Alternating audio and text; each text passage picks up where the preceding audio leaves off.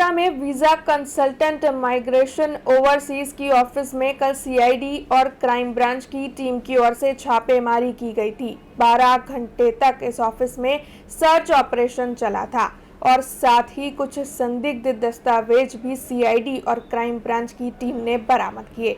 दरअसल 12 घंटे तक जारी इस सर्च ऑपरेशन के तहत गुजरात बाहर की कई यूनिवर्सिटियों की संदिग्ध मार्कशीट पाई गई। साथ ही अन्य कई दस्तावेज भी थे और कंप्यूटर नेटवर्क का मुख्य सर्वर, लैपटॉप, मोबाइल जैसी चीजें भी हिरासत में ली गई। आपको बता दें कि संचालक स्मित शाह का लैपटॉप और मोबाइल भी इस वक्त हिरासत में लिया गया है। एक बड़ा सा बॉक्स भरकर दस्तावेज और फाइल हिरासत में ली गई है। इस मामले में सीआईडी क्राइम ब्रांच की टीम के इंचार्ज डीवाईएसपी एचएम चौहान ने ज्यादा जानकारी दी है। उनकी ओर से ये कहा गया है कि इस वक्त संदिग्ध दस्तावेज हिरासत में लिए गए हैं। विभिन्न एंगल से जांच शुरू कर दी गई है और जल्द ही फॉरेंसिक इन्वेस्टिगेशन भी किया जाने वाला है।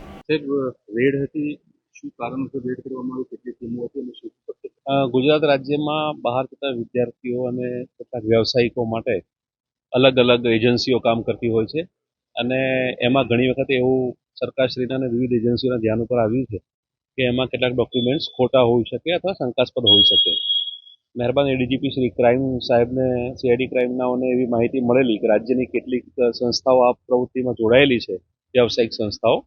તો આજે એમાં રાજ્યવ્યાપી રેડો કરવામાં આવેલી છે અને વડોદરા ખાતે 3 પીઆઈની ટીમે રેડ કરેલી છે અને 12 અધિકારી કર્મચારીનો સ્ટાફ હતો અને શંકાસ્પદ જે દસ્તાવેજો અમને મળ્યા છે એ અમે કબજે લીધા છે 12 કલાકના પંચનામાના અંતે અને એનો વિવિધ એંગલથી એની અમે સ્ટડી કરીશું અને ઇન્વેસ્ટિગેશન થશે અને આગળ એની તપાસ રહેશે।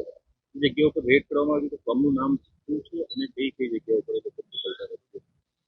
જે સંસ્થા પર અમે રેડ કરી છે એ સંસ્થા એટલે ઓફિસનું નામ, ફર્મનું નામ છે માઇગ્રેશન ઇમિગ્રેશન કરીને, ઓવરસીઝ કરીને છે અને એના માલિક છે એ સ્મિત શાહ છે અને એ લોકો ખાસ કરીને કેનેડા, લંડન એવા વિવિધ દેશોમાં વિદ્યાર્થીઓ અને વ્યાવસાયિક માણસોને મોકલે છે। શું વસ્તુઓ કબજે આપણે કરી કેટલી કમ્પ્યુટર કે બીજા દસ્તાવેજો, હાર્ડ ડ્રાઈવ્સ છે, કેટલાક કોમ્પ્યુટરના ડીવીઆર છે, ઇવન એનું સર્વર પણ અમે કબજે કર્યું છે એટલે તપાસનો વિષય છે।